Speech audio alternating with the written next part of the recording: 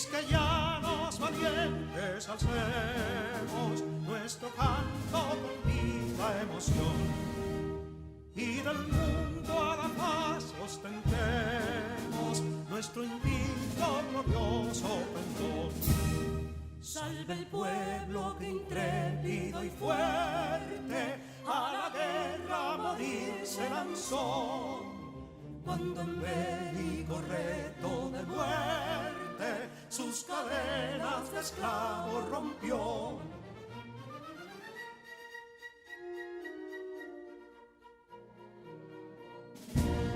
Ningún pueblo ser libre merece si es esclavo, indolente y servil.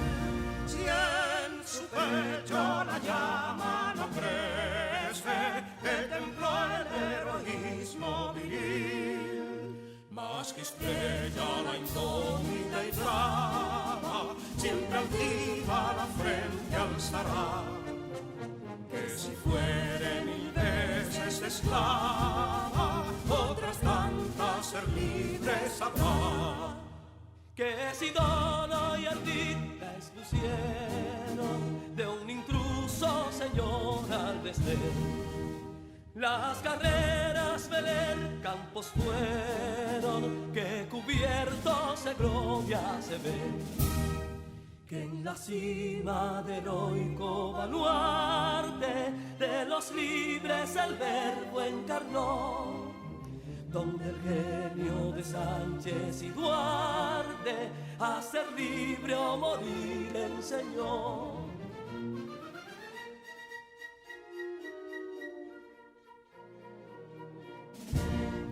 Y si pudo inconsulto caudillo de esas glorias el brillo empañar, de la guerra se vio en Capotillo la bandera de fuego ondear.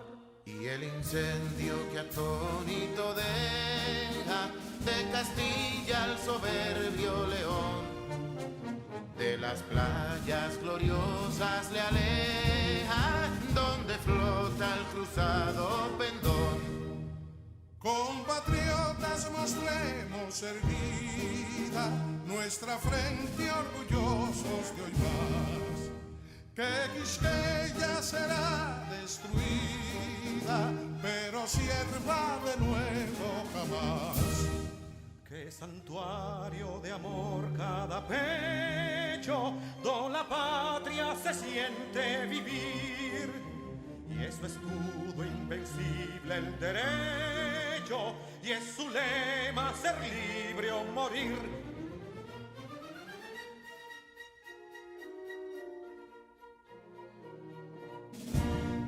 Libertad que aún se yergue serena, la victoria en su carro triunfal, y el clarín de la guerra aún resuena, pregonando su gloria inmortal.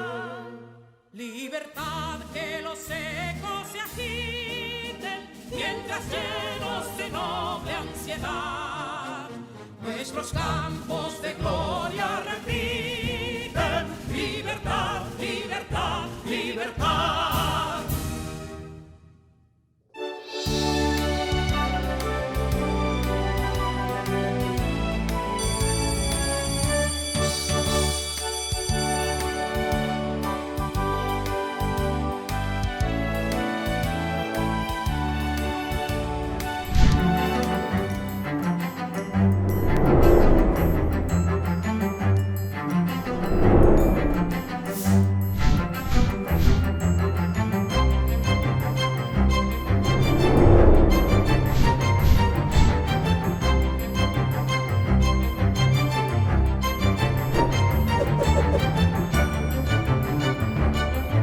Hola, soy tu profesora Sonia García. Te doy la más calurosa bienvenida a nuestra clase del día de hoy para sexto de secundaria.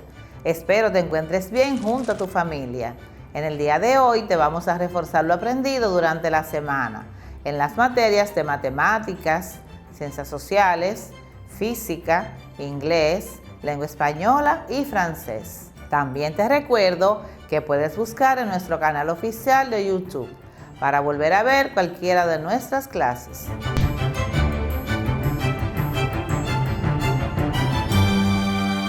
Estimados alumnos, les doy la más cordial bienvenida a nuestra clase de lengua española. Soy tu maestra Sandra Méndez y estoy feliz de que sigan atentos a nuestras transmisiones. Continuamos aprendiendo desde casa, preservando la salud. Quédate ahí e invita a tus cercanos a aprender contigo. Recordemos que la carta de autopresentación es un documento personalizado. Es tu tarjeta de presentación y sirve para contar brevemente tus conocimientos, experiencias y habilidades. En ella debes resaltar aquellos aspectos que serán de interés en una empresa o por una oferta de empleo concreta, ya sea a través de una carta espontánea o en forma de postulante. Esta será la primera impresión que los seleccionadores tendrán de ti. Además de los adjetivos, los conectores juegan un papel muy importante en las redacciones de las cartas, porque su función es relacionar oraciones. Asimismo, orientan al lector a encontrar la coherencia en la estructura de un texto. A través de los conectores, quien redacta, organiza de manera lógica la información en el escrito. Por su parte, el lector se auxilia en los conectores para encontrar la continuidad entre la información plasmada en cada párrafo. Aquí te presento los principales conectores y en ellos identificaremos los más usados en este tipo de carta. Conjunciones. Son morfemas independientes e invariables en su forma que sirven de nexo entre proposiciones. Coordinantes. Son conjunciones que unen proposiciones sin establecer entre ellas ninguna relación de dependencia, puesto que cada proposición podría funcionar por sí sola. Estas pueden ser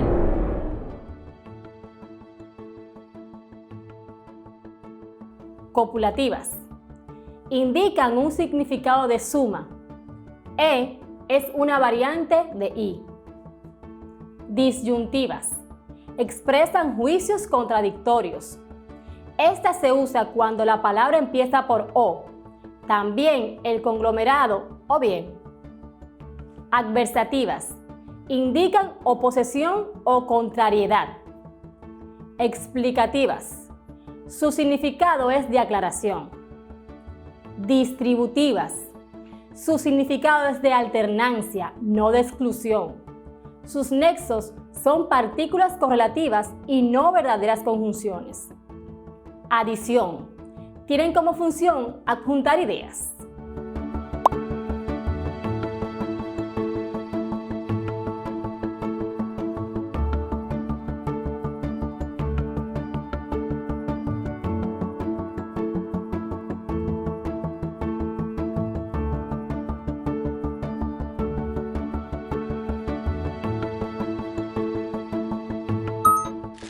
Después de ver la clasificación de las conjunciones coordinadas y sus funciones en la oración, veamos las subordinadas. Subordinantes. Aquellas que establecen una relación de dependencia entre las proposiciones de forma que una se supedita a otra. Se dividen en completivas, que sí, condicionales, sí, con tal que, con tal de que, con la condición de que, a condición de que, en el caso de que, a menos que. Concesivas, aunque, a pesar de que, a pesar de, aun cuando, por más que. Finales, para que, a fin de que, con el fin de que, con vistas a que, con el objeto de que.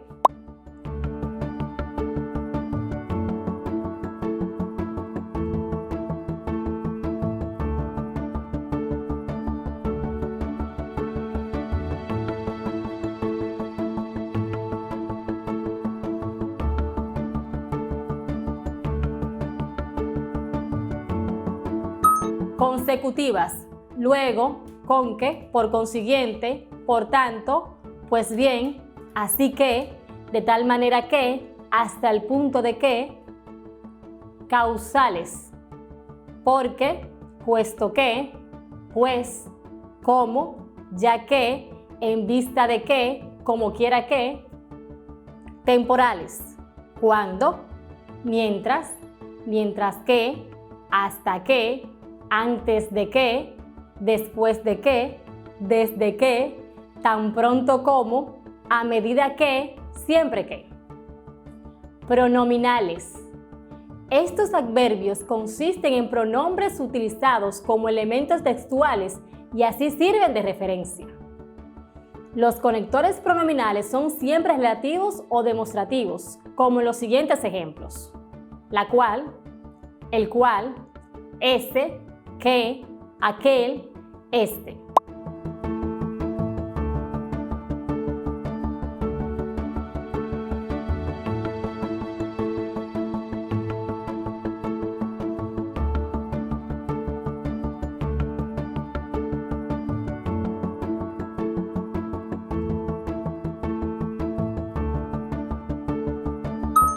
Jerárquicos.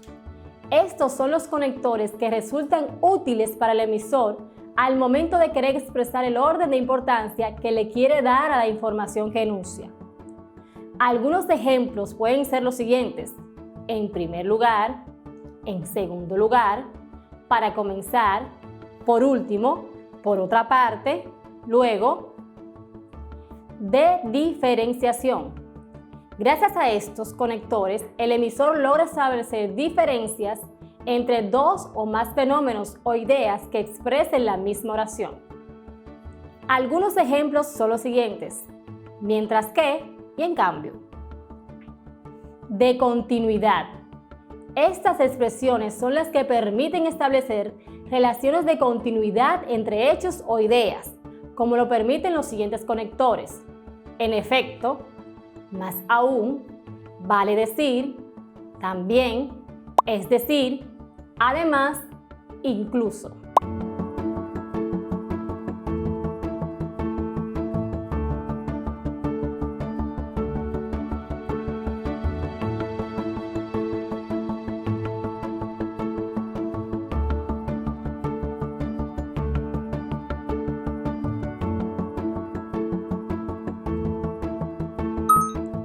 Exclusivos. Estos son los conectores que le permiten al emisor expresar ideas contrarias u opuestas y que se excluyen, como lo permiten los siguientes ejemplos: sino que, solo, sino, no, solamente. Afirmativos. Por medio de estas expresiones es que el emisor logra afirmar que un determinado suceso o fenómeno ha ocurrido u ocurrirá, o bien para afirmar algo. Algunos ejemplos de estos conectores pueden ser: sin duda, ciertamente, seguro, por supuesto, siempre, sí, también. De modo, a partir de estos conectores se puede expresar de forma verbal la manera en que se realiza un proceso. Por lo general, estas expresiones consisten en locuciones adverbiales o adverbios, como los siguientes ejemplos: a escondidas, bien, mal, así, sin más, ni más, o adverbios como rápidamente, velozmente, claramente, entre otros. Recuerda la importancia de presentarte a ti mismo lo mejor posible en tu currículum. Hola, Ámbar. Estoy trabajando con mis estudiantes de sexto de secundaria sobre la carta de autopresentación. Ya sabes que muy pronto van a tener su primera oportunidad de trabajo. ¿Cómo te definirías ante una propuesta de trabajo? Bueno, profe, ¿qué le cuento? Yo soy muy enfocada, soy muy apasionada en lo que hago, siempre llego puntual. Es más, yo soy la primera en llegar a la clase, yo soy la que saca la mejor nota. Yo soy muy exitosa, yo soy muy brillante en lo que hago, soy muy apasionada, yo soy la más popular del curso, la que mis amigos me piden siempre la tarea, se fijan en los exámenes, pero lo más importante de todo, profe, que yo soy muy humilde. Esa es la virtud más grande que yo tengo. Qué interesante, me parece muy bien todas tus cualidades, pero me parece que hay otros elementos importantes a tomar en cuenta cuando vamos a una entrevista de trabajo. Te aconsejo, quédate en mi clase para que aprendas más. ¿Qué observaste en la escena? Interesante forma de pensar. Independientemente de las palabras que utilices en tu currículum, nunca des una imagen de ti mismo que sea falsa o de algo que no eres capaz de hacer. Por ejemplo, nunca uses la palabra experto para describir tu nivel de conocimiento en una área si no lo eres. Debes ser honesto en tu descripción. En la siguiente lista de adjetivos positivos para el currículum encontrarás los mejores adjetivos para describir cómo eres a los reclutadores. Abierto, diplomático, objetivo, activo, discreto, optimista, paciente, flexible, entregado, leal, líder, coordinador, motivador, sincero.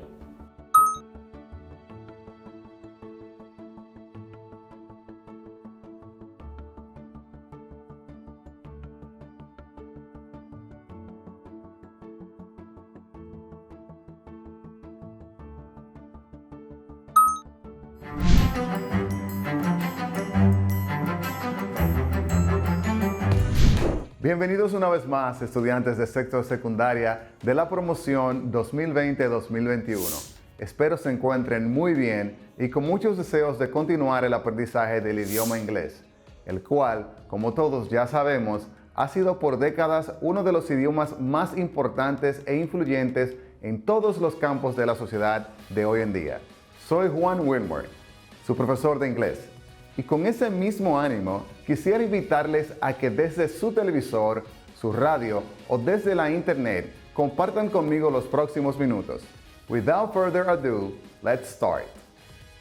During this unit, you will work with vocabulary, grammar, reading, and writing related to the function, comparing the past with the present.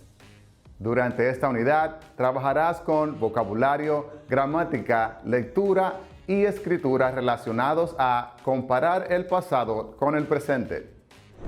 Ahora evaluemos tus conocimientos relacionados con la clase de hoy con nuestro self-assessment del día.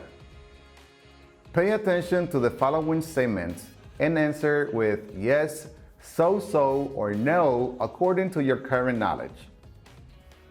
Presta atención a los siguientes enunciados y responde con un sí, más o menos o no de acuerdo con tu conocimiento actual. I can write at least 4 sentences using used to and did not used to. I can write at least 4 sentences using used to and did not used to. Puedo escribir por lo menos 4 oraciones utilizando used to y did not used to. I can answer questions to demonstrate specific understanding of a written text about childhood experiences. I can answer questions to demonstrate specific understanding of a written text about childhood experiences. Puedo responder preguntas para demostrar comprensión de un texto escrito sobre experiencias de la niñez. En la clase anterior estuvimos hablando de la importancia del verbo used to y de que su traducción más aceptada sería solía. I used to be very introverted. Yo solía ser muy introvertido. Bueno, pues en la lección de hoy vamos a retomar el tema de las experiencias de nuestra niñez, las cosas que solíamos hacer durante nuestra niñez y también las cosas que hacemos hoy en día como adultos o jóvenes adultos. Pero antes, cuéntenme, ¿cómo les fue con la tarea anterior? Recuerden que debían formar oraciones con 5 cosas que solían hacer cuando eran pequeños y 5 cosas que no solían hacer. Por ejemplo, en mi caso, when I was a child, I used to climb trees. Cuando yo era niño, solía trepar a los árboles. Un ejemplo de algo que no solía hacer es, when I was a child, I did not used to travel abroad. Cuando yo era un niño, no solía viajar al extranjero. Si aún no la han terminado, pidan ayuda a su maestro tutor para completarla. Ahora les pido presten mucha atención al vocabulario que les muestro a continuación, ya que este será necesario para comprender el texto que tenemos preparado el día de hoy. Recuerden tomar nota y repetir después de mí para que puedan aprender y practicar la pronunciación de las siguientes palabras. Vocabulary. Childhood. Niñez. Childhood. Adulthood. Adultez. I had not thought about it. No lo había pensado. I had not thought about it. When I was younger. Cuando yo era más joven. When I was younger. Recently. Recientemente. To ask. Preguntar. To guess. Adivinar. Grandparents. Abuelos. Esta palabra sirve para ambos géneros, tanto abuela como abuelo. Grandparents. Board games. Juegos de mesa. Board games. Life stage. Etapa de la vida. Life stage. Car race. Carrera de autos. To have so much fun. Divertirse mucho. However. Sin embargo. Every other weekend. Cada 2 fines de semana. Every other weekend. Esto también podría traducirse como un fin de semana sí y un fin de semana no. También aplica para every other day. Un día sí, un día no. O interdiario. Y así sucesivamente. Every other year, every other week, every other month. Enough time. Tiempo suficiente o suficiente tiempo. Enough time. Don't forget that during this unit, you will work with vocabulary, grammar, reading, and writing related to the function, comparing the past with the present. No olvides que durante esta unidad trabajarás con vocabulario, gramática, lectura y escritura relacionado a comparar el pasado con el presente. Les dejo de inmediato con la autoevaluación o self-assessment del día. Que disfruten la clase de hoy. Pay attention to the following statements and answer with yes, so, or no, according to your current knowledge.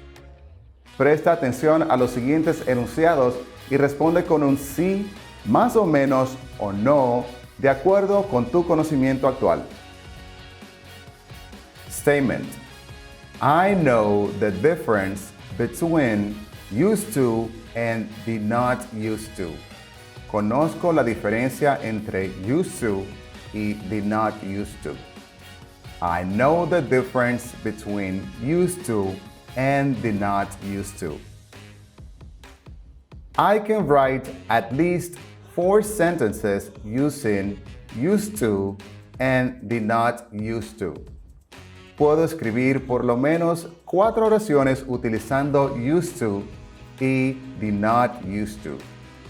I can write at least 4 sentences using used to and did not used to.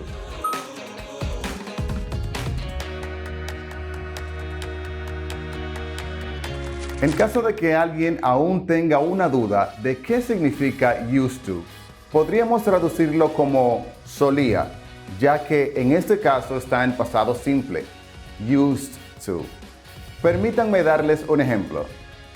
When I was a teenager, I used to listen to music all day long. Cuando era adolescente, solía escuchar música todo el día. no significa que ya no escuche música, pero ahora escucho menos horas. En clases anteriores nos hemos enfocado en la importancia de comunicarnos en el idioma inglés y de lo fácil que resulta esto una vez aprendemos a contar relatos cortos. En la clase pasada, por ejemplo, mediante las conversaciones que vimos entre Robert y Lisa, pudimos ver cómo estos se contaban cosas que solían hacer. A propósito de la clase anterior, ¿pudieron realizar la tarea? Confío en que sí. Recuerden que esta consistía en realizar una pequeña conversación usando el verbo used to. Presten atención a las siguientes oraciones, tomen nota y repitan después de mí, para que así puedan practicar su pronunciación. We can use used to talk about a past habit or state. Cuando mencionamos la palabra state, la primera traducción que viene a la mente es estado, o sea, una provincia o región de un país. United States, por ejemplo, los Estados Unidos. Pero también usamos la palabra state para referirnos a la condición o estatus físico, mental o emocional en el que se encuentra una persona. Ejemplo, he used to live in Santo Domingo.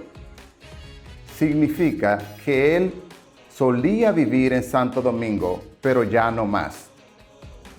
Un ejemplo de hábito podría ser, he used to go to New York every year. Él solía ir a New York todos los años. Era un hábito o algo que se repetía con cierta frecuencia. Used to is the same for all subjects. I used to. You used to. He used to. She used to. We used to. And they used to. Go to the beach.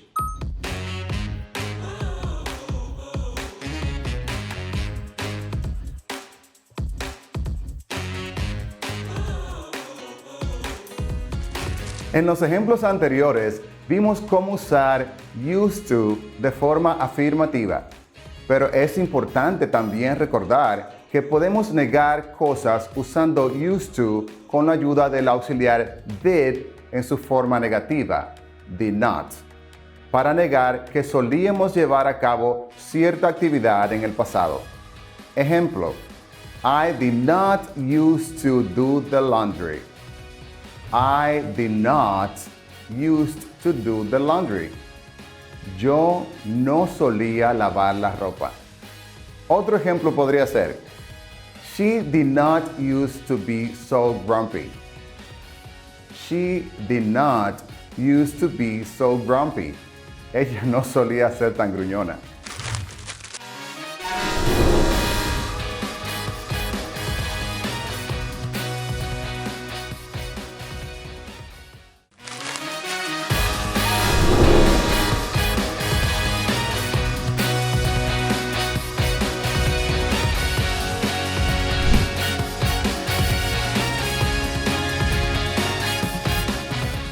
Saludos chicos, soy su maestro de matemáticas Iván Tejeda. Espero se encuentren bien en el día de hoy. Antes de entrar en materia, tengo para ti una sencilla pregunta. Aunque parezca simple, espero que pienses bien tu respuesta. ¿Cuántas veces puedes restarle 1 al número 10? Más adelante, vamos todos a dar respuesta a esta sencilla pregunta. En la clase anterior, vimos las sucesiones aritméticas, el término general de una sucesión del modo Cn es igual a C1 más n menos 1 por d. También el cálculo de la diferencia entre los términos de la sucesión y ejercicios variados para adquirir destrezas en esta área tan especial. En el día de hoy aprenderemos a calcular la suma de los enésimos términos de una sucesión aritmética. ¿Listos? ¡Vamos a trabajar! En programación, a menudo se necesita generar valores numéricos uniformemente espaciados y para ello necesitamos una fórmula que nos proporcione dichos valores. En matemáticas, Esos conjuntos de valores se denominan sucesiones aritméticas y con un poco de práctica esas fórmulas las podemos conseguir fácilmente. En estas lecciones estamos tratando la teoría y la práctica de las sucesiones aritméticas y, como habíamos dicho en la clase anterior, una sucesión aritmética o también llamada progresión aritmética no es más que una serie ordenada de valores, también llamados términos, en la que la diferencia entre dos valores consecutivos es siempre la misma. Las sucesiones usualmente tienen patrones que nos permiten predecir cuál puede ser el siguiente término de la serie. Por ejemplo, en la sucesión 3, 5, 7, se suman dos números para obtener el siguiente término. Entonces, esta sigue 9, 11, 13 y así sucesivamente. ¿Qué me dices entonces de la serie 21, 16, 11, 6? ¿Puedes decir qué número sigue? Si dijiste 1, estás en lo correcto, ya que la serie suma menos 5 a cada término. Ya sabemos que el término general de una sucesión aritmética es Cn igual a C1 más n menos 1 por d, y con ella podemos hallar cualquier término de una sucesión dada. En este mismo tema vamos a adquirir conocimientos de la suma de los enésimos términos de una sucesión aritmética y en base a esto nos haremos el siguiente planteamiento. Si una serie es aritmética, existe la forma de hallar su suma sin la necesidad de sumar todos los términos uno por uno. Para hacer este cálculo utilizaremos la fórmula Sn es igual a n por C1 más Cn, todo esto dividido entre 2. Sn será el resultado de la suma de todos los términos, donde n es el número de términos, C1 es el primer término de la sucesión y Cn es el último término de la sucesión dada. Representemos la cantidad de conejos de Pedro de la siguiente manera. Tenemos todos los conejos que tenía Pedro inicialmente desde enero del 2020. Vamos a representar estas cantidades del modo Cn es igual a 2, 5, 8, 11, etc. Quiere decir esto que para cada mes Pedro tenía un aumento en su cantidad de conejos. Cada una de las cantidades de la sucesión representa la cantidad de conejos que tenía Pedro en cada mes.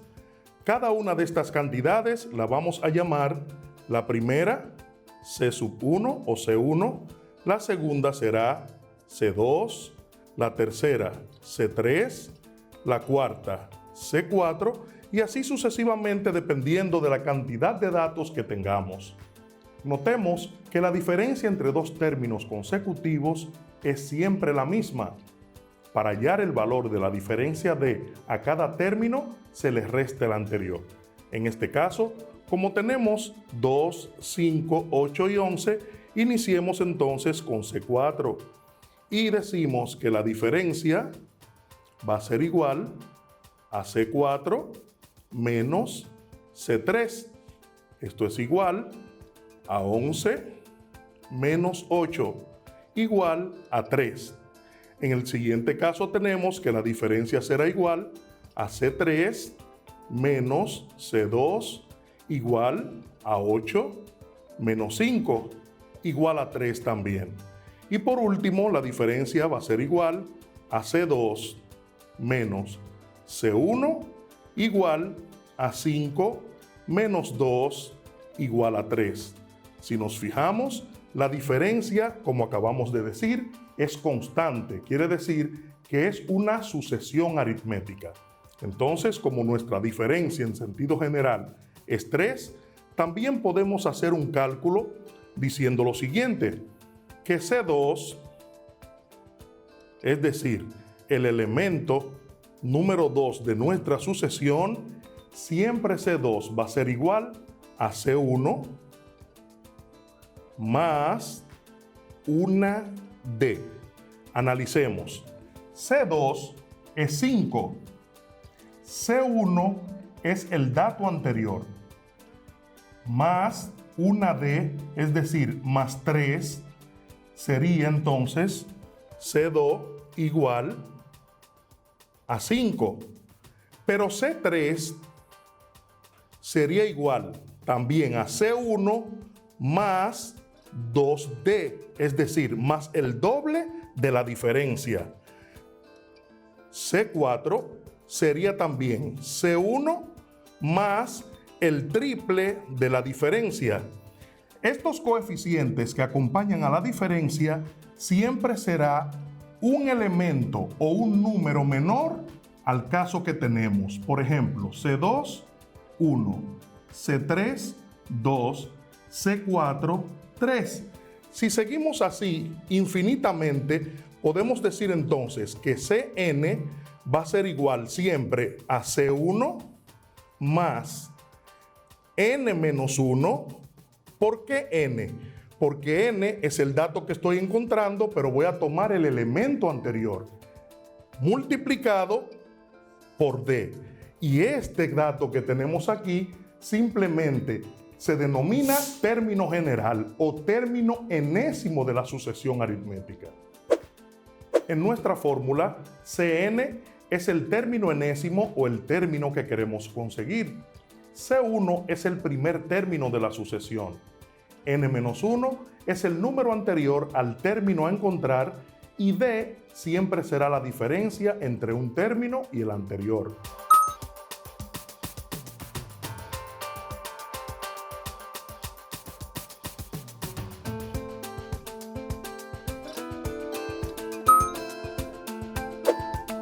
Con estos datos, vamos a resolver los siguientes ejercicios juntos.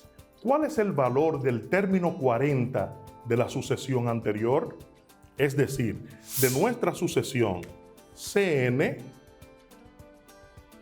igual a 2, 5, 8, 11, entre otros elementos. Me piden cuál es el elemento 40, es decir, C40.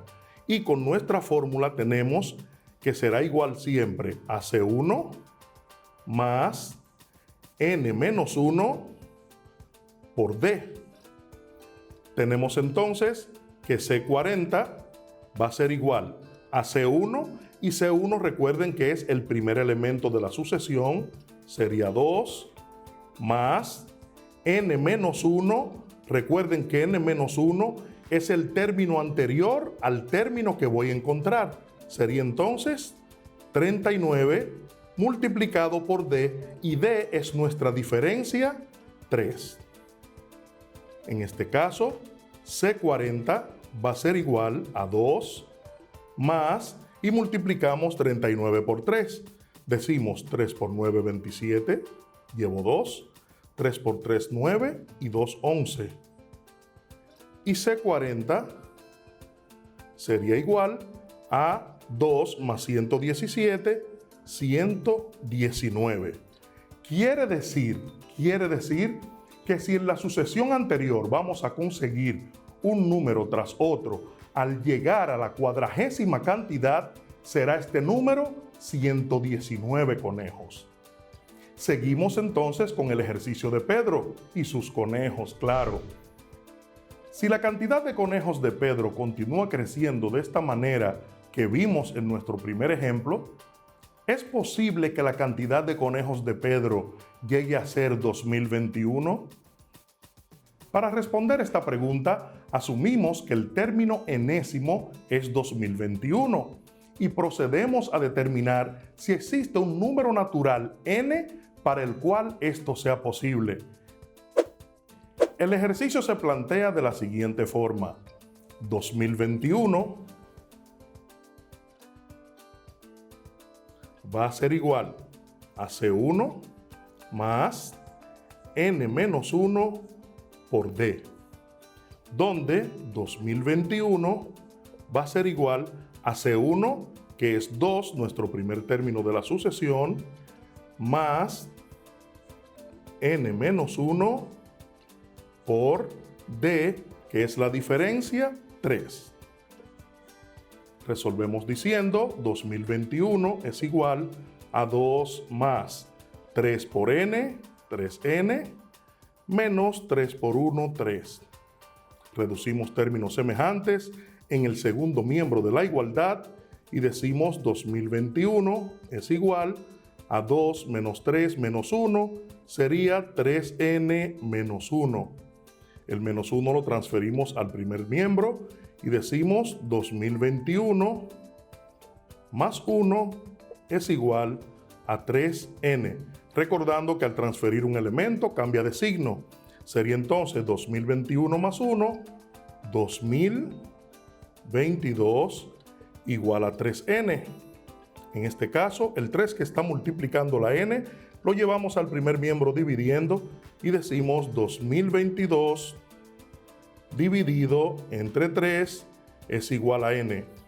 Como en una igualdad el orden de los elementos en cualquiera de los miembros no causa ninguna diferencia, entonces en este caso decimos que n va a ser igual a 2022 dividido entre 3 sería 674. N en este caso va a ser igual a 674. Esto se interpreta diciendo que la cantidad de conejos de Pedro llega a ser 2022 conejos en 674 meses. Supongamos ahora que en cierta región de República Dominicana la cantidad de contagiados por COVID-19 durante 100 días forman una sucesión aritmética de diferencia 2 y que el día 15 de la pandemia habían 47 contagiados. ¿Cuántos contagiados hay en dicha región el día número 100? Para resolver este ejercicio, primero calculamos a C1, que no lo conocemos, y vemos que en este caso Cn será 47, n-1 será 14 por los datos del ejercicio y la diferencia d va a ser igual a 2. Para encontrar primero a C1, decimos con nuestra fórmula que Cn, siendo 47, va a ser igual a C1, recuerden que no lo conocemos, más n-1, que es 14, multiplicado por d, que la diferencia en este caso es 2. 47 entonces va a ser igual a C1 más 14 por 2 sería 28. C1 entonces va a ser igual a 47 menos 28. C1 en este caso sería igual a 19. Ya que encontramos el valor de C1, ahora calculamos a C100, que es el día de número de contagiados. Para este caso entonces tenemos que C100 va a ser igual a C1, en este caso C1 es 19, más n-1, que sería 100 menos 1, multiplicado por d, y en este caso d es 2. C100 va a ser igual a 19 más 100 menos 1, 99, multiplicado por 2. Entonces tenemos que C100 va a ser igual a 19 más 99 por 2, 198. Y C100, por último, va a ser igual a 19 más 198, 217. Podemos decir de este modo que en dicha región había 217 contagiados por COVID-19 el día número 100. Debes repasar tus conocimientos y aumentar tus habilidades en el tema de las sucesiones aritméticas para conservar lo que aprendiste hoy. Así que te invito a visitar la página web matesfacil.com en la sección de progresiones y sucesiones aritméticas, donde encontrarás una variedad de ejercicios que te ayudarán a avanzar aún más en el desarrollo de tus competencias. ¿Pudiste calcular el término que solicitamos de una sucesión aritmética dada? ¿Cómo piensas que estas habilidades te serán útiles en lo adelante? Para practicar lo que aprendiste, también puedes utilizar el siguiente enlace, quiz.uprm.edu, para observar tutoriales de sucesiones y seguir profundizando junto a tu maestro o tutor. En nuestro próximo encuentro estaremos tratando la suma de los enésimos términos de una sucesión aritmética. ¿Sabes? No hay rama de la matemática, por abstracta que sea, que no pueda aplicarse algún día a los fenómenos del mundo real.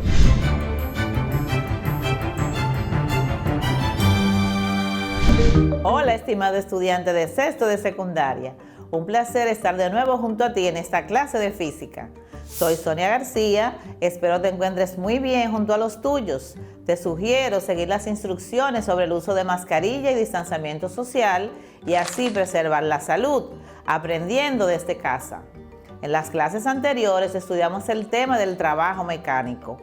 Hoy aprenderemos sobre la relación entre el trabajo y la energía.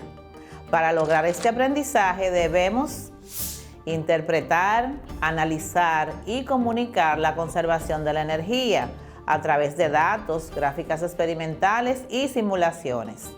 Resolver problemas aplicando los principios de conservación de la energía. Relacionar las variables dinámicas, cinemáticas y las que intervienen en la conservación de la energía.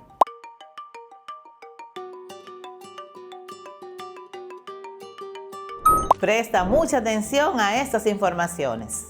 Si quisieras cambiar de lugar la lavadora de tu hogar, tendrías que aplicar una fuerza para producir un desplazamiento o movimiento sobre esta acción que generaría un trabajo mecánico.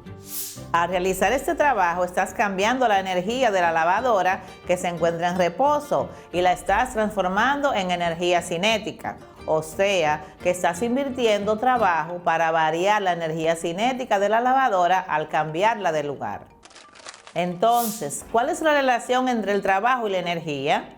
El trabajo mecánico también es la energía usada para deformar o desplazar un cuerpo contra una resistencia o aceleración, o, en general, alterar la energía de cualquier sistema físico.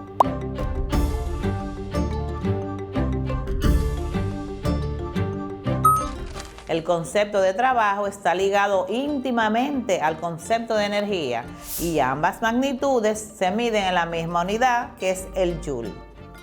Esta relación puede verse en el hecho que, del mismo modo que existen distintas definiciones de energía para la mecánica y la termodinámica, también existen distintas definiciones de trabajo en cada rama de la física. Es una magnitud de gran importancia para establecer nexos entre las distintas ramas de la física. Trabajo y energía son conceptos que empezaron a utilizarse cuando se abordó el estudio del movimiento de los cuerpos. Entonces concluimos que si se realiza un trabajo sobre una partícula, este se invierte en variar su energía cinética y lo representamos con la siguiente ecuación. Trabajo es igual a variación de energía cinética, que es lo mismo que energía cinética final menos energía cinética inicial, o lo que es lo mismo, trabajo es igual a 1/2 de la masa por la velocidad final al cuadrado menos 1/2 de la masa por la velocidad inicial al cuadrado.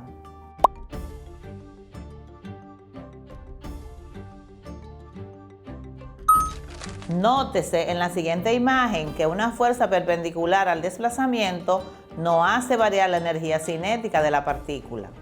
Este es el caso de la fuerza magnética, que curva la trayectoria, pero mantiene constante el módulo de la velocidad. Ejemplo, un hilo de corriente. Cuando se encuentra en una región del espacio en la que existe un campo magnético, sufre una fuerza perpendicular al hilo. Si invertimos el sentido de la corriente, se comprueba que la desviación del hilo se produce en sentido contrario.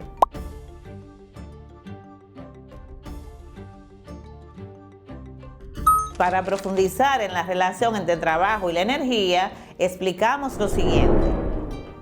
Usando la definición del trabajo y su ecuación W igual a fuerza por desplazamiento y relacionándolo con la fórmula de la segunda ley de Newton, que es igual a fuerza igual a masa por aceleración, tenemos que al sustituir la fuerza por su equivalente, que es masa por aceleración, el trabajo es igual a W igual a masa por aceleración por desplazamiento. Si sustituimos la distancia recorrida D de la fórmula anterior, tenemos que D es igual a velocidad final al cuadrado menos velocidad inicial al cuadrado dividido entre 2 por aceleración. En el movimiento rectilíneo uniforme, nos damos cuenta que sustituyendo a D en la fórmula del trabajo, tenemos que trabajo es igual a masa por aceleración por distancia, o lo que es lo mismo, masa por aceleración por velocidad final al cuadrado menos velocidad inicial al cuadrado dividido entre 2 por la aceleración.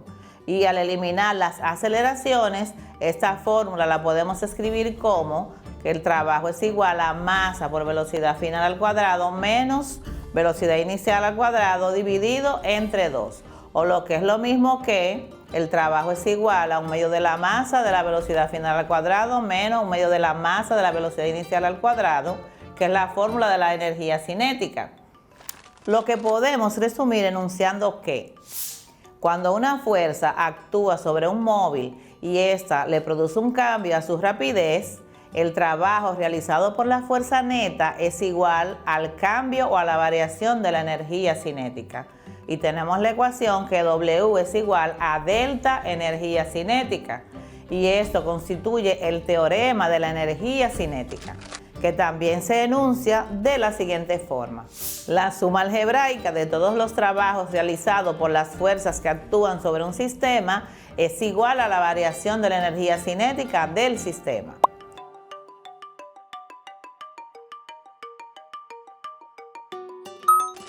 Se puede expresar como que el trabajo es igual a energía cinética final menos energía cinética inicial, de lo que se deduce que si una fuerza realiza un trabajo positivo sobre un cuerpo, su energía cinética aumenta.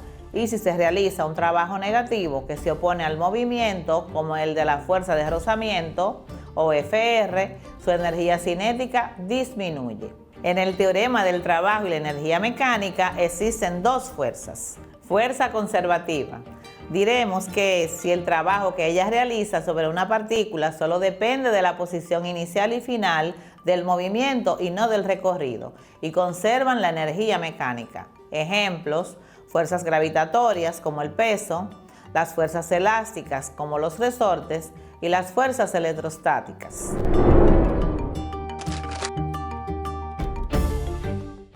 ¿Qué es una fuerza conservativa? Las fuerzas conservativas son aquellas fuerzas en las cuales el trabajo realizado por estas sobre un objeto solo dependen de la posición inicial y la posición final del objeto. En otras palabras, el trabajo realizado por una fuerza conservativa sobre una masa no va a depender de la ruta que tome esa masa. Si el trabajo realizado por una fuerza sigue esta regla, podemos llamarla una fuerza conservativa. Por ejemplo, la fuerza gravitacional en una masa de 5 kilogramos es de 49 newtons. Si la masa se mueve hacia abajo unos 6 metros, el trabajo realizado por la fuerza de gravedad va a ser de 294 joules. En la clase de hoy trabajaremos la energía potencial, sus tipos y su relación con la vida diaria. Escucha con atención. Imagina que estás organizando una fiesta de cumpleaños y estás inflando globos. Al hacerlo, estamos forzando un gas a entrar y a mantenerse en un espacio delimitado. La presión que ejerce ese aire estira las paredes del globo. Una vez que terminamos de llenar el globo, el sistema está inmóvil. Sin embargo, el aire comprimido dentro del globo tiene una gran cantidad de energía, que es la llamada energía potencial. Veamos, si soltamos la entrada del globo, este saldrá disparado, convirtiendo esa energía potencial en energía cinética y sonora, como observamos a continuación en el siguiente video. Una manzana en la rama de un árbol es otro ejemplo de energía potencial. Por ejemplo, mientras la manzana está suspendida, tiene energía potencial gravitatoria, que estará disponible en cuanto se desprende de la rama. Entonces, ¿qué es la energía potencial? La energía potencial es la capacidad que tienen los cuerpos para realizar un trabajo, dependiendo de la configuración que tengan en un sistema de cuerpos que ejercen fuerzas entre sí. Puede pensarse como la energía almacenada en un sistema o como una medida del trabajo que un sistema puede entregar. Ahora coloquemos una esfera a cierta altura. Después de soltarla, vemos que cae y choca con una velocidad del suelo. Tuvo una energía cinética final, pero ¿de dónde salió esta energía? Es aquí donde introducimos la energía potencial, una energía que almacena un cuerpo dependiendo de las condiciones. Nuestra esfera estaba en reposo, pero sobre ella actúa el campo gravitatorio, el cual tira hacia abajo. El trabajo es igual a menos el cambio de energía potencial. La energía potencial es igual al trabajo que debe hacer frente a la fuerza del campo para mover un objeto de un punto a otro. Más rigurosamente, la energía potencial es una magnitud escalar asociada a un campo de fuerzas y puede definirse solamente cuando la fuerza es conservativa. Es decir, que la energía potencial no se obtiene a partir del desplazamiento de los cuerpos, sino que se refiere a la capacidad de los cuerpos de crear una fuerza X cuando están inmóviles, tomando en cuenta su posición en el espacio. En este sentido, se diferencia de la energía cinética, la cual se manifiesta cuando el cuerpo está en movimiento. Ejemplos de energía potencial: una montaña rusa. El móvil de la montaña rusa obtiene su energía potencial a medida que sube a las cimas. Estas cimas funcionan como puntos de equilibrio mecánico inestable. Para llegar a la primera cima, el móvil debe utilizar la energía de su motor. Sin embargo, una vez arriba, el resto del trayecto es realizado gracias a la energía potencial gravitatoria, que incluso puede hacerlo subir a nuevas cimas. Otros ejemplos de energía potencial que podemos encontrar en el día a día son un columpio, una bola de demolición, un trampolín, la cuerda de un arco estirada, un globo o una pistola de resorte.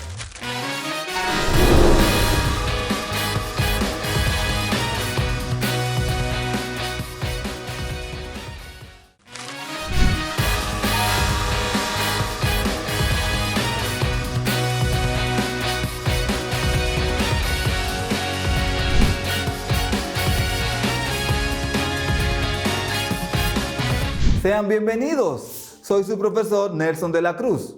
Me da gusto que nos volvamos a ver, esperando que estén listos para continuar en el fascinante mundo de las ciencias sociales, en donde la experiencia y el conocimiento están garantizados.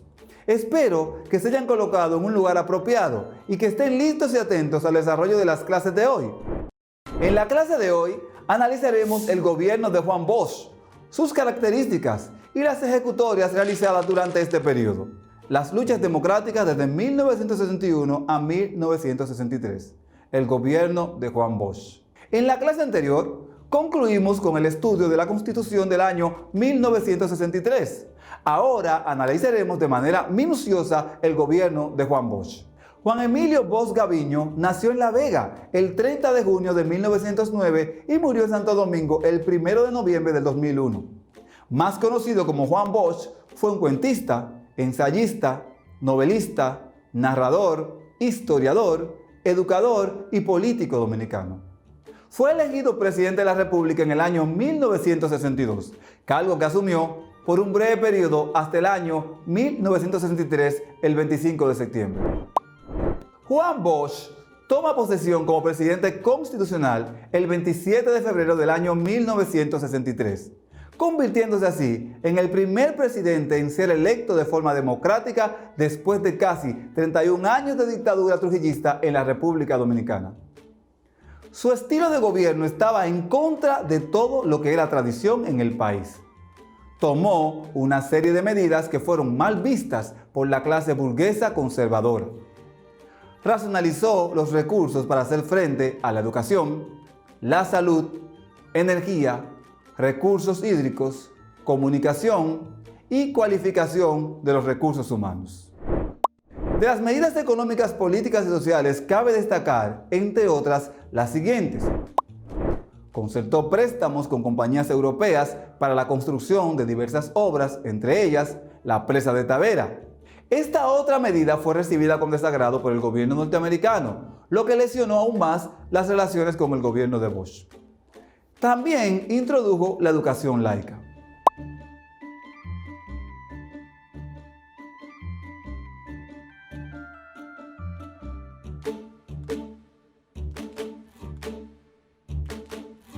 Si buscamos en la web el significado de educación laica, nos dice que educación laica es un tipo de educación que se brinda formalmente desde el Estado, pero no está basada en ninguna doctrina religiosa. Su principal función es igualar las posibilidades de acceso a la educación y al conocimiento sin distinción de credo ni religión.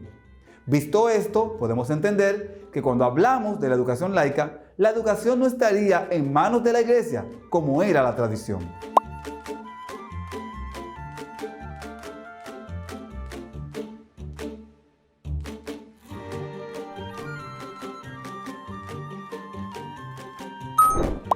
¿Cuáles otras medidas tomó Juan Bosch durante su gobierno? La reforma agraria. Juan Bosch, en su campaña electoral, habló de la situación de los campesinos sin tierras. Consideraba que la reforma agraria era necesaria para disminuir las desigualdades sociales y redistribuir las riquezas. Por ello, fue una prioridad en su gobierno y una de sus medidas fue realizar los repartos de tierra. Para realizar estos repartos, dispuso la creación del Instituto Agrario Dominicano, institución responsable de la realización de la reforma agraria. Fue además un producto de los acuerdos internacionales impulsados por la OEA y la influencia de la Alianza para el Progreso. Juan Bosch apeló a los terratenientes para que donaran tierras y dinero. Creó un movimiento de apoyo favorable a la reforma agraria que se tradujo en las donaciones de empresas, proceso mediante el cual reunió $500,000 de pesos, según anunció en mayo de 1963. Investiga en qué consistía la Alianza para el Progreso. La reforma agraria se fue retrasando y el proceso fue interrumpido por el golpe de Estado. Plan de austeridad. Se publicó el decreto número 9, donde el gobierno de Bosch tomó las primeras medidas de su gestión. Cancelación y supresión de cientos de cargos altos y burocráticos en la nómina del gobierno, incluyendo cargos diplomáticos. A esto se le conoció como aplanadora y comenzó a aplicarse el 4 de marzo de 1963. La rebaja de los salarios del presidente de la República a 900 pesos mensuales y la reducción de sueldos de los ministros a 1,000 pesos. Bosch declaró que a los 3 meses del gobierno se había ahorrado 9 millones de pesos por este concepto y anunció que el Consejo de Estado había realizado en menos de un año más de 1,000 nombramientos. Restricciones a gastos superfluos de las instituciones públicas y suspensión de la ejecución del plan de emergencia aplicado por el Consejo de Estado, que representaba un gasto de 15 millones de pesos anuales. Por otro lado, el plan de austeridad se concentró en aumentar las reservas del Estado ante la escasez de las reservas de dólares, por lo que para marzo del año 1963 habían llegado a 13 millones y se solicitó un préstamo a un banco estadounidense para pagar las deudas. Medidas económicas. Juan Bosch estableció algunas medidas económicas para mejorar la situación que resultaron conflictivas para los sectores económicos tradicionales y conservadores y le produjo fricción con los Estados Unidos. La continuación de la política de recuperación de bienes pertenecientes a la familia de Trujillo a través del Ministerio de Administración, Control y Recuperación de Bienes. La suspensión del contrato con una empresa norteamericana, Exxon Standard Oil, firmado en el año 1961 para construir una refinería de petróleo. Fijación del precio tope a la venta del azúcar y miel mediante la ley número 23 de mayo del año 1963, para disponer los excedentes por encima de las 100 libras a manos del Estado y serían dedicados a beneficios sociales y para mejorar las condiciones de vida de la mayoría de la población. Dicha ley fijó el azúcar en 5.825 por 100 libras y miel a 12.85 por galón. La promulgación de la Ley 31, que obligó a los exportadores a entregar al Banco Central el 10% de las divisas obtenidas de las exportaciones para regular el flujo de divisas, la solicitud del anticipo del pago de impuestos a empresarios y comerciantes para el pago de la deuda. Esta medida provocó reacciones adversas entre los comerciantes y empresarios locales con el gobierno. Creación en abril del control de precios de los artículos de primera necesidad mediante la Ley 13 que creó la Dirección Nacional de Control de Precios. Todas estas medidas tuvieron efectos políticos contra el gobierno de Bosch. Otras medidas fueron la inversión en construcción de carreteras, caminos y reparaciones de escuelas, el intento de unificar las instituciones relacionadas con la política de vivienda, el Instituto de Auxilio y Vivienda, el Banco de la Vivienda y el Instituto de la Vivienda. También prohibió las exportaciones de maíz a principios de abril del año 1963 y también la liberación de las importaciones. El 19 de abril del año 1963 se descubrió en Haití una conjura militar contra François Duvalier, encabezada por el teniente François Benoit. Aunque sus hijos resultaron ilesos, Duvalier reaccionó violentamente. La policía haitiana fue en busca de François Benoit, principal sospechoso del atentado. Los Tonton Macoute entraron en su residencia y al no encontrar a Benoit, asesinaron a su padre, Joseph Benoit, a su madre, a un visitante y a los 3 empleados domésticos. Al sospechar los Tonton Macoute que Benoit estaba escondido en la embajada dominicana en Puerto Príncipe, rodearon la casa del embajador dominicano y exigieron la entrega del militar. Tras el cerco de la embajada dominicana, Bosch ordenó la militarización de la frontera con Haití y los Tonton Macoute desistieron de su cerco cuando el presidente Juan Bosch amenazó con mandar a las Fuerzas Armadas contra ellos. En una locución por radio y televisión, el presidente Bosch afirmó, cito, "El pueblo dominicano sabe ya que la embajada y la cancillería de nuestro país han sido violadas por la policía haitiana. Esta acción es una bofetada en la cara de la República Dominicana, una afrenta que nosotros no estamos dispuestos a pasar por alto. Hemos sufrido con gran paciencia los ultrajes del gobierno haitiano, pero esos ultrajes tienen que terminar, ya de manera terminante. Si no terminan en un plazo de 24 horas, le pondremos punto final con los medios que se hallan en nuestro alcance". Termina la cita.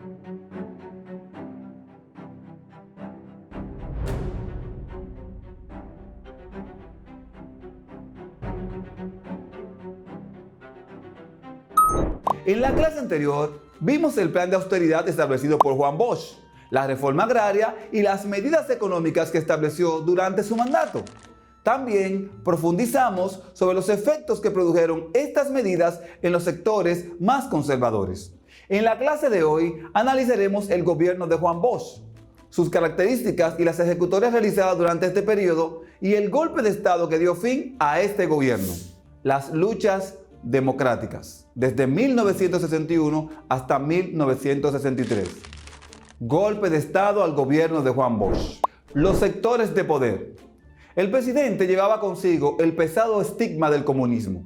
Los trujillistas, aún en el poder, creían que la cacareada libertad tenía sus límites y que más allá de esos límites era sencillamente intolerable. El enemigo estaba muy cerca, Fidel Castro y su espantosa Cuba. El régimen castrista era para Estados Unidos un horror, pues esa experiencia podía repetirse aquí. Fidel había enterrado las estructuras del terrible Batista y había echado las bases de una nueva sociedad, aunque fracasó, pero logró que la gente construyera su propia realidad y asumiera culturalmente el proceso revolucionario.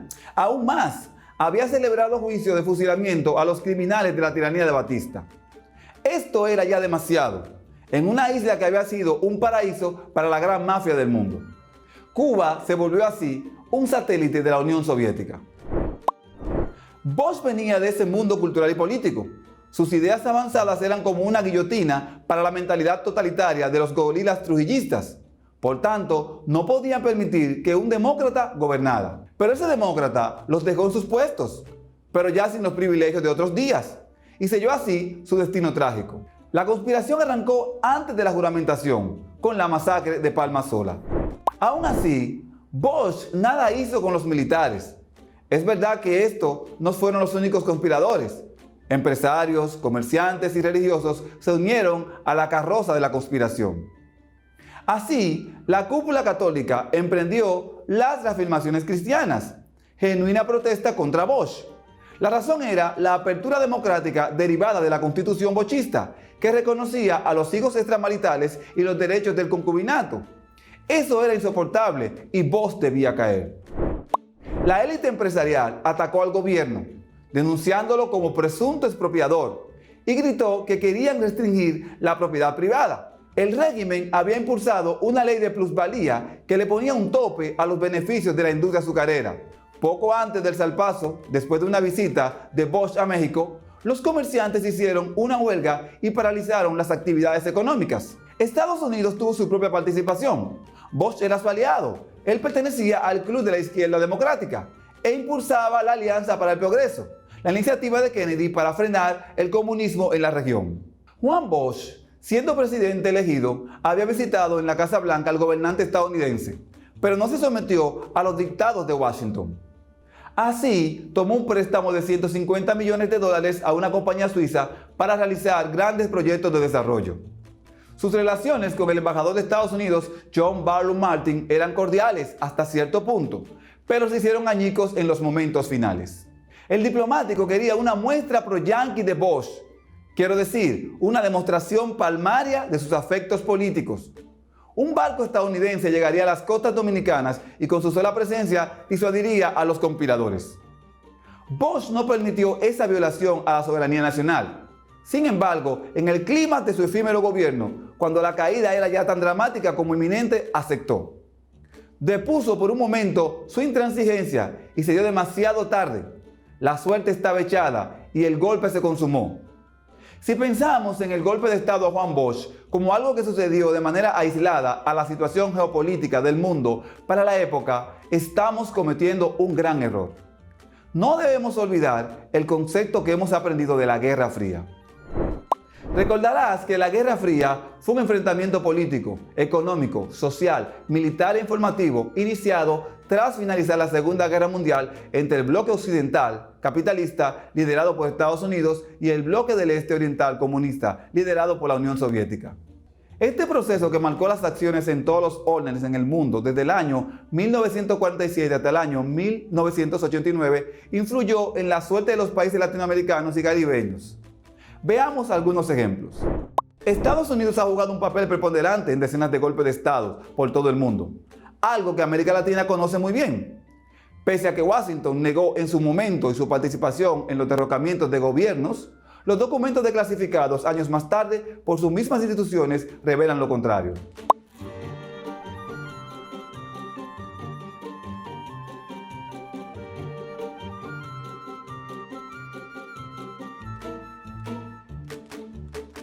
El 24 de noviembre del año 1948 fue depuesto en Venezuela el entonces presidente Rómulo Gallegos, tras 9 meses en el poder, ocupando su lugar una junta militar de gobierno. En el manifiesto a la nación que circuló días después, el gobernante derrocado informó que en un cuartel de Caracas, un miembro de la misión militar de Estados Unidos dio asesoría a los golpistas. Más adelante, a su llegada a Cuba en calidad de exiliado, dijo: "Este golpe tiene olor a petróleo", en alusión a los intereses de Washington en territorio venezolano.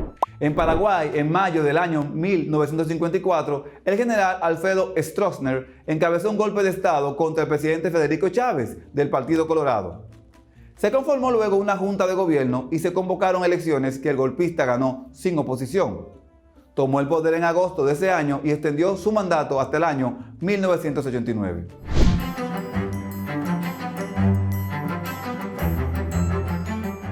Hola, bienvenidos a la clase de francés para sexto grado de secundaria. Les habla su profesora Rosa Florencio.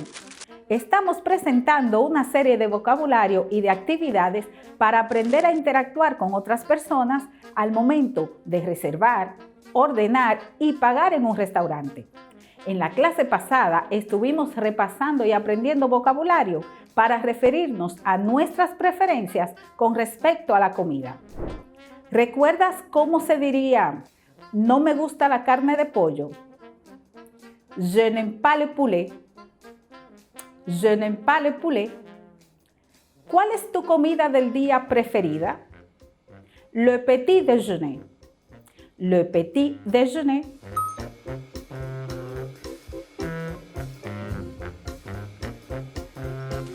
¡Bravo! Muy bien. En esta clase continuaremos practicando y aprendiendo expresiones parecidas a la anterior, además de otras que se utilizan al nombrar alimentos específicos. Veamos qué has aprendido hasta ahora. Completa esta autoevaluación marcando con sí, en proceso o no en la casilla que corresponde para cada uno de estos enunciados. En francés yo puedo identificar los nombres de los alimentos comunes, expresar preferencias sobre alimentación, identificar diferentes tipos de platos, bebidas y postres.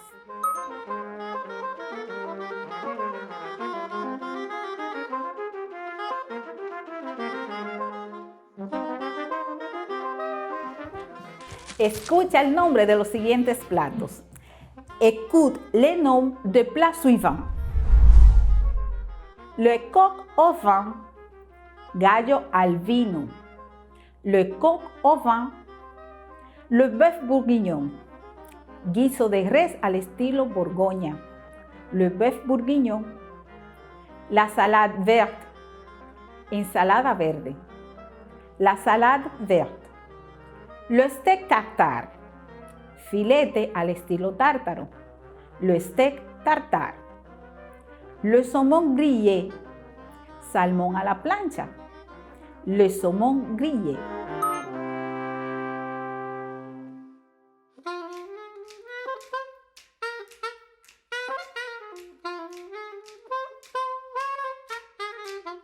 Ahora relaciona las siguientes expresiones con las imágenes que le corresponda a cada una de ellas. J'aime le saumon grillé. Me gusta el salmón a la plancha. J'aime le saumon grillé. Je n'aime pas le steak tartare. A mí no me gusta el filete al estilo tártaro. Je n'aime pas le steak tartare. J'aime bien le bœuf bourguignon. Me gusta el guiso de res al estilo Borgoña. J'aime bien le bœuf bourguignon. La spécialité de la maison son les salades vertes.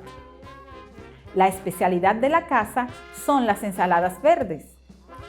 La spécialité de la maison son les salades vertes. Le coq au vin ne m'intéresse pas. El gallo al vino no me interesa. Le coq au vin ne m'intéresse pas. Il y a une grande variété de viande, mais je préfère le steak tartare. Hay una gran variedad de carnes, pero yo prefiero el filete al estilo tártaro. Il y a une grande variété de viande, mais je préfère le steak tartare. J'adore les salades vertes. Me encantan las ensaladas verdes. J'adore les salades vertes.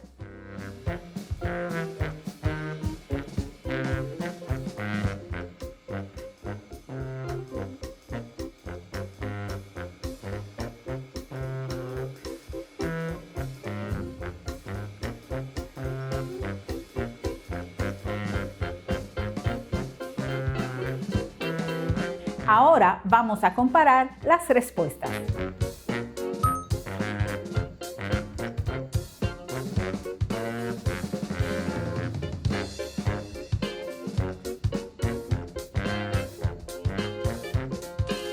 En un restaurante se presentan diversidad de platos, agrupados de acuerdo a si son comida, de plat, bebidas, de boisson y postres, de dessert. He aquí 3 grupos de imágenes. ¿Puedes nombrarlas de acuerdo con el término correspondiente? De plat, de boisson, de dessert.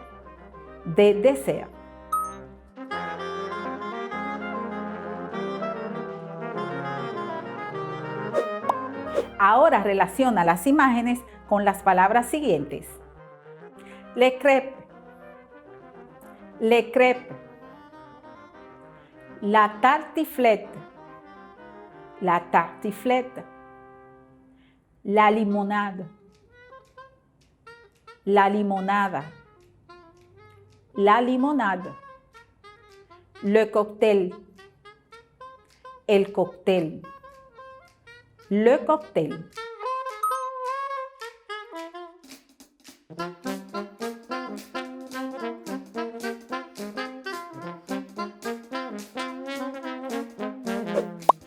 Veamos qué has aprendido hasta ahora y qué te falta por aprender. Escucha y copia los siguientes enunciados y recuerda marcar al lado de cada uno con un sí, en proceso o no, según lo que conoces sobre el tema. En francés yo puedo expresar preferencias sobre algunos platos franceses, identificar diferentes tipos de platos, bebidas y postres en el menú de un restaurante, recomendar un plato que se ofrece en un menú.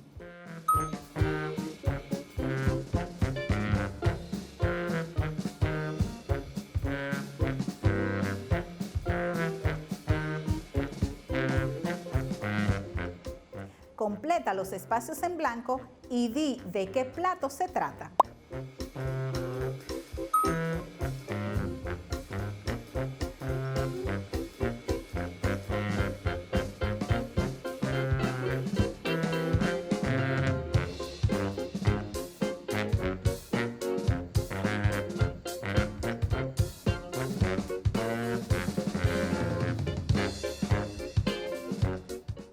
Veamos cuántos platos acertaste.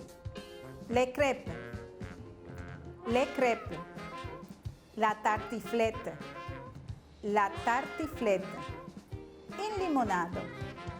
une limonade, un cocktail, le steak tartare,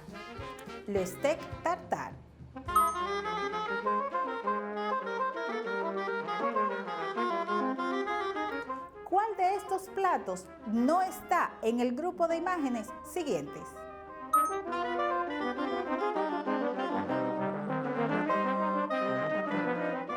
Le steak tartare,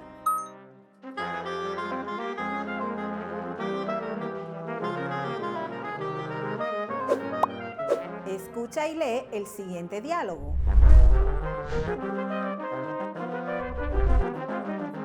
Allô, Louis. Bonjour, comment vas-tu? Salut, Janet. Je vais bien, merci. Je t'appelle pour t'inviter au restaurant près de ta maison ce week-end. Avec plaisir. Et quelle est sa spécialité? Il y a une grande variété de viandes, des plats comme le coq au vin, le steak tartare, le saumon grillé, entre autres. J'aime beaucoup le coq au vin et aussi le saumon grillé. Quel est ton plat préféré? Ce que j'aime le plus, c'est le saumon grillé et les salades vertes. Mais j'aime bien le steak tartare et le bœuf bourguignon. Les autres plats que j'aime sont les crêpes et la tartiflette. Comme boisson, je préfère un cocktail ou une limonade. Je préfère la limonade. Et quand est-ce qu'on va se voir? Le dimanche prochain, je viens te chercher à 7h du soir. Est-ce que c'est bien pour toi? Bon, d'accord, je t'attends. D'accord, a bientôt. Después de haber escuchado el diálogo, ¿cuál sería el mejor título para el mismo? Selecciona la opción correcta. Les salades son délicieuses. Las ensaladas son deliciosas. Les salades son délicieuses. Invitation au restaurant. Invitación al restaurante. Invitation au restaurant. Les plats que je n'aime pas. Los platos que no me gustan. Les plats que je n'aime pas.